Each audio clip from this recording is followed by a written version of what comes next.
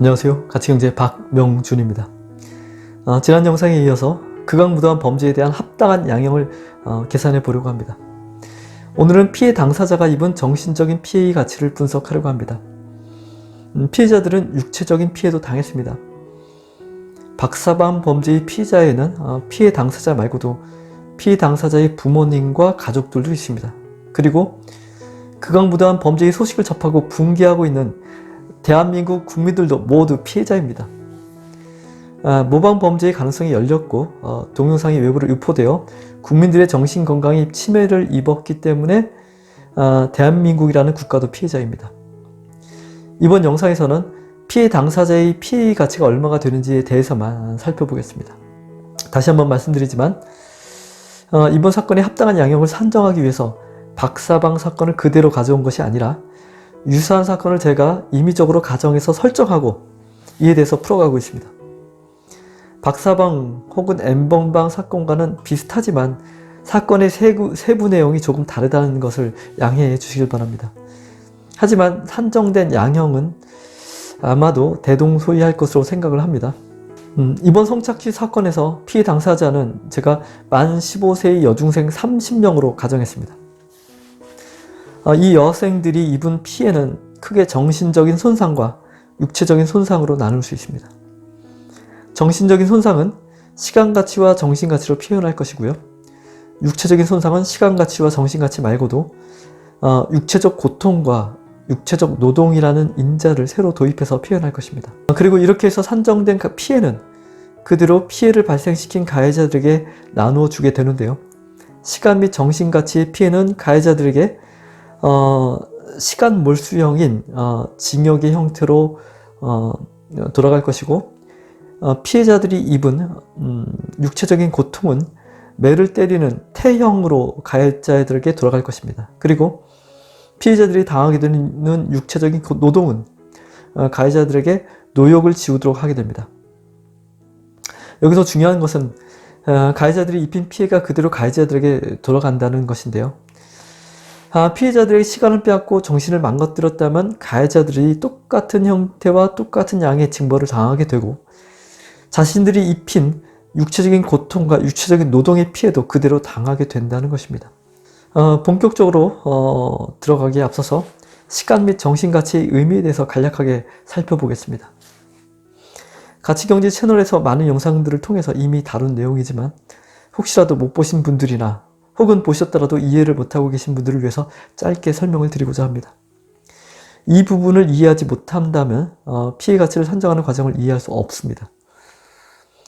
우리에게 주어진 인생의 시간은 매우 소중한 것입니다.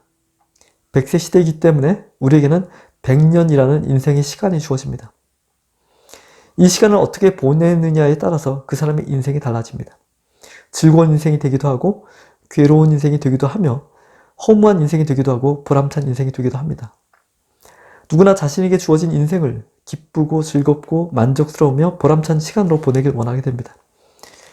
우리가 무언가를 열심히 배우고자 하는 것은 그리고 드라마나 영화에 몰두하는 것은 그리고 무언가를 궁리해서 만들어내는 것도 우리가 그렇게 하기를 원하는 방식으로 우리에게 주어진 인생의 시간을 사용하는 것입니다. 우리에게 주어진 인생에서의 시간을 사용하며 얻는 정신적인 만족의 상태는 동일한 조건이 주어진다고 하더라도 각 개인마다 조금씩은 다르게 됩니다.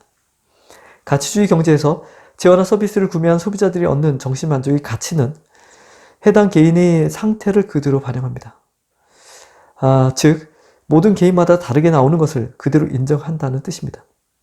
하지만 공적인 사항에 대해서는 각 개인의 정신만족을 일일이 조사하기보다는 보편타당하다고 인정되는 일반 기준을 제정해서 정신만족의 정도를 일괄적으로 정하는 방법을 택하는 것이 보다 공정한 방법이 될 것입니다. 정신만족은 0에서 100%로 나타냅니다. 정신만족도 0%의 의미는 가장 불만족한 상태입니다. 정신만족도 100%의 의미는 가장 만족한 상태입니다. 이 정신만족도는 그냥 주어지는 것이 아니라 시간과 함께 엮여 있습니다. 어떠한 시간 동안 그런 정신만족의 상태를 갖게 되는 것이죠. 그 시간은 자신이 원하는 대로 사용할 수 있도록 주어진 자신만의 인생에서의 시간입니다. 만약에 아무것도 하지 않은 상태에서 무언가를 하고자 할 수 있는 자유가 주어진 상황이라면 이때 그 사람의 정신 만족도는 50%라고 표현됩니다. 다가오는 시간이 만족스러울 수도 있고 불만족스러울 수도 있는 것이며 아무것도 정해져 있지 않기 때문입니다. 그런데 이 시간을 외부적인 상황에 의해서 자신의 뜻과 상관없이 불만족하게 보낸다면 그 사람은 그 시간만큼을 인생에서 잃어버리게 됩니다. 외부적인 상황에 의해서 써야 하는 3시간이 정신 불만족 0%라면 이 사람은 아무것도 하지 않을 때의 상태인 50%의 정신 만족에서 0%로 낮아진 정신 만족으로 3시간을 자신의 의지에 반하게 사용하는 것입니다. 이 사람이 잃어버리는 것은 50% 마이너스 0%인 50%, 즉 숫자로는 0.5죠. 0.5라는 숫자에 3시간을 곱하면 1시간 30분을 잃어버리는 결과라고 말할 수 있습니다. 만약에 정신만족도가 30%라면 50%, 아무것도 안 할 때가 50%였죠. 50%에서 30%를 뺀 20%, 숫자로 나타내면 0점이죠. 0점이라는 숫자와 여기다 3시간을 곱하게 되면은, 계산하면 36분이 나옵니다. 이 36분이라는 시간을 인생에서 잃어버리는 것입니다. 우리에게 주어진 인생에서의 시간은 사용할 수 있는 시간의 양을 의미하고요. 정신만족은 그 시간을 사용하는 질을 의미합니다. 피해자들은 15세 여중생 30명입니다. 성착취 피해 기간은 1년이고요. 그 이후에 100세까지 85년간 더 산다고 가정하겠습니다. 이때 사건 이후의 삶의 형태를 4가지로 분류할 것입니다. 첫 번째는 결혼을 하게 되는 경우, 두 번째는 결혼을 안 하는 경우, 세 번째는 정신질환이 오는 경우, 네 번째는 종교로 귀의하는 경우입니다. 각각의 경우에 대한 가능성을 4분의 1씩 분배하겠습니다. 그러면 성착취가 일어나는 1년간의 정신가치 손상의 피해 이후 85년간의 정신가치 손상을 나누어서 산정하게 됩니다. 여기에 성착취 동영상이 외부로 유포된 것에 의해서 자존감 하락이 추가적으로 일어나게 되는데 이에 대해서도 따로 생각을 해볼 것입니다. 먼저 피해를 당하는 1년간 피해자들의 정신만족도를 0%로 잡겠습니다. 0%라는 숫자의 뜻은 삶의 의미를 완전히 잃어버린 것을 나타냅니다. 피해자들은 자신들이 사소한 행동이 엄청나게 강력하고 빠져나올 수 없는 올가미에 엮이게 된 상황을 후회하고 가해자들을 원망하게 되며 날마다 두려움과 극한의 공포로 살아가게 됩니다. 패닉 상태에 이르게 됩니다. 자살 직전으로 몰게 됩니다. 정신가치 손상은 50% 마이너스 0%인 0.5와 1년을 곱하게 되면 0.5년이라고 나오게 됩니다. 그리고 여기에 30명의 인원을 고려하면 0.5 곱하기 30이니까 15년이라고 계산이 됩니다. 이것을 피해자들의 인생에서의 시간 15년이 사라진 것과 마찬가지 일이 성착취 기간 1년 동안 일어났다는 것을 의미하게 됩니다. 피해 이후의 85년간의 기간에 대해서 4가지 경우라고 나눈다고 했는데요. 먼저 결혼을 하지 않는 경우에는 폐경기가 오는 것을 기점으로 16세에서 50세까지의 정신만족도를 5%로 잡겠습니다. 결혼을 하지 못하는 상황이라고 스스로 판단할 만큼 정신적인 자존감이 낮아진 것이고요. 우울증, 분노, 증오, 남성 혐오, 그리고 복수심에 시달리며 지내는 기간이 됩니다. 51세부터 100세까지는 정신만족도 10%라고 잡겠습니다. 결혼을 하지 못한 인생에 대해서 회한을 느끼며 슬픔과 원망에 사로잡히고 극심한 우울과 외로움에 시달리게 됩니다. 사건 이후 결혼을 하지 않는 경우 남은 85년간 겪는 정신가치의 손상은 다음과 같이 계산이 됩니다. 0.5 마이너스 0.05 곱하기 35년 더하기 0.5 마이너스 0.1 곱하기 50년은 15.75년 더하기 20년은 35.75년이 됩니다. 여기에 결혼하지 않을 확률이 25%이므로 4분의 1을 곱하게 되고요. 이것을 고려하면 8.9375년이라고 계산이 됩니다. 결혼을 하는 경우에는 결혼을 하지 않는 경우보다는 피해자들의 정신적인 자존감이 조금은 더 나은 상태로 생각할 수 있습니다. 결혼의 시점을 만 30세라고 가정하고 이때까지 정신만족도를 25%라고 잡겠습니다. 자신의 선택에 대한 후회와 슬픔이 가득하고 남성에 대한 혐오와 사람에 대한 두려움에 시달리게 될 것입니다. 30세부터 50세까지 기간은 정신만족도 40%라고 잡겠습니다. 남편과 가족에 대한 미안함도 있을 것이고 결혼 생활에 대한 만족을 느끼면서도 한편으로는 슬픔과 두려움에 시달리는 상황은 지속될 것입니다. 51세부터 100세까지는 정신만족도 30%라고 잡겠습니다. 인생에서 만족스럽지 못한 현실이 성착취 사건 때문에 발생했다고 생각하게 되고 우울함, 회한, 슬픔, 원망이 따라다닐 것입니다. 성착취 이후 남은 85년간 정신가치 손상을 계산해 보면 다음과 같이 됩니다. 0.5-0.25 곱하기 15년 더하기 0.5-0.4 곱하기 20년 더하기 0.5-0.3 곱하기 50년 3개를 더하게 되면 3.75년 더하기 2년 더하기 10년은 15.75년이 됩니다.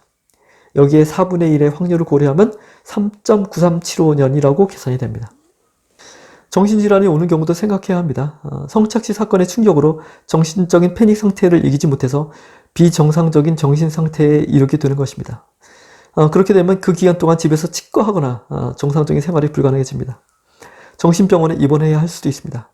정신이 비정상이 된다면 그 사람은 그 기간 동안 인생을 완전히 잃어버리게 됩니다. 정신은 인생의 주인이기 때문입니다. 육체만 살아있는 인생이라면 아무런 삶의 의미가 없습니다.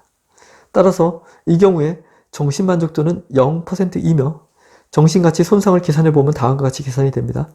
0.5-0 곱하기 85년은 42.5년이며 기대 확률이 4분의 1이죠. 이것을 곱하면 10.625년이라고 계산이 됩니다. 정신질환으로 정상적인 생활이 어렵다면 가족이나 주변 분들의 도움이 필요하게 됩니다. 즉 스스로 자신의 생활을 책임지지 못하기 때문에 누군가가 그 생활을 할 수 있도록 도와주며 생활에 필요한 물자를 제공해 주어야 하는 상황이 됩니다. 여기서는 이에 대해서는 굳이 고려하지 않겠습니다. 하지만 엄밀하게 계산하려면 85년간의 생활과 간병에 들어가는 가치도 함께 고려해야 맞을 것입니다. 종교를 규율하는 경우는 불교로 들어가서 비구니가 되거나 혹은 천주교로 들어가서 수녀가 되거나 아니면 다른 종교로 들어가서 세상과 단절하고 종교 생활을 통해서 삶의 위안과 의미를 찾으려고 하는 경우입니다. 종교를 규율하는 시점은 20세라고 가정하겠습니다. 16세부터 20세까지 정신만족도를 25%라고 잡겠습니다. 남성에 대한 혐오와 사람에 대한 두려움에서 살게 되고 후회와 슬픔을 벗어나기 어려울 것입니다. 그래도 마음을 잡고 삶의 방향을 속세와의 단절로 잡고 자신의 삶의 의미를 종교에서 찾는다면 정신 만족도는 조금 더 상승하게 됩니다. 하지만 마음 한구석에는 자신의 의지가 아니라 상황에 의해서 삶의 방향을 종교라는 피난처로 잡게 된 것에 대한 아쉬움과 미련이 남게 될 것입니다. 이러한 경우에 대한 정신가치 손상을 계산해보면 다음과 같이 계산됩니다. 0.5-0.25 곱하기 5년 더하기 0.5-0.25 곱하기 80년 하게 되면 21.25년이 되며 25%의 확률을 고려하면 5.53125년이라고 계산이 됩니다. 한 가지 더 고려해야 합니다. 성착취 동영상들이 외부로 유포되는 경우인데요. 그렇게 되면 피해자들의 자존감이 더 낮아지게 되고 마음의 상처는 더욱더 깊어지게 됩니다. 만약에 정신질환이 온 경우라면 이에 해당되지 않을 것입니다. 그리고 종교를 규율한 경우에도 크게 동요하지 않는다고 그렇게 가정하겠습니다. 그러면 결혼을 하거나 혹은 결혼을 하지 않고 살아간 두 가지 경우가 남는데요. 이때 산정된 정신가치의 손상의 절반에 해당되는 정신가치의 손상이 동영상 유포로 인해서 추가로 일어나게 된다고 그렇게 잡겠습니다. 한 명의 경우에 대해서 발생한 손상된 정신가치를 모두 합산을 해보겠습니다. 성착취가 일어난 피해 기간 동안은 0.5년이고요. 그 이후 결혼을 하지 않는 경우에는 동영상 유포 피해까지 고려해서 8.9375년 곱하기 1.5는 13.40625년입니다. 결혼을 하는 경우에도 동영상 유포 피해를 고려해서 3.9375년 곱하기 1.5는 5.90625년입니다. 정신질환이 오는 경우는 10.625년이고요. 그리고 종교를 규율한 경우는 5.3125년입니다. 이 숫자들을 모두 합산하면 35.75년이라고 산정이 됩니다. 여기에 30명을 고려해야 되죠. 30명의 피해 당사자를 모두 고려하면 30을 곱해서 1072.5년이라고 그렇게 산정이 됩니다. 여기서 동영상의 유포의 경우에는 가해자들이 주범과 공범이 아니라 동영상 유포자와 유포된 동영상을 다운로드 받아서 시청한 사람들이 됩니다. 따라서 가해자들이 양형을 정할 때 이 부분을 분리해서 생각해야 합니다. 그래서 피해 당사자들이 입은 정신적인 가치 손상의 총합은 기대치로 1072.5년이지만 여기서 동영상 유포건을 분리해서 표현하고자 합니다. 즉 동영상 유포에 의해서 피해 당사자들이 입은 정신적인 가치의 피해는 8.9373년 더하기 3.9375년 이것을 나누기 2를 하고요. 곱하기 30명을 하게 되면은 193.125년이 됩니다. 그리고 동영상 유포건을 제외하고 성착취 피해 당사자들이 입은 정신적인 손상의 피해는 879.375년이 됩니다. 오늘은 극악무도한 범죄인 박사방 사건의 양형에 대해서 어느 정도가 되어야 합당한지를 알아보기 위해서 유사한 사건을 제가 임명 과정에서 그 양형을 산정하는 과정을 밟고 있으며 피해 당사자들의 정신적인 손상의 피해 가치만을 산정해 보았습니다. 동영상 유포건을 제외하고 피해 당사자들이 입은 정신적인 손상의 피해 가치가 879년쯤이라고 나오는데요. 이것은 피해자 30명이 879년을 인생의 시간에서 빼앗긴 것이다 라고 그렇게 이해하시면 되시겠습니다. 다음 영상에서 내용을 이어가겠습니다.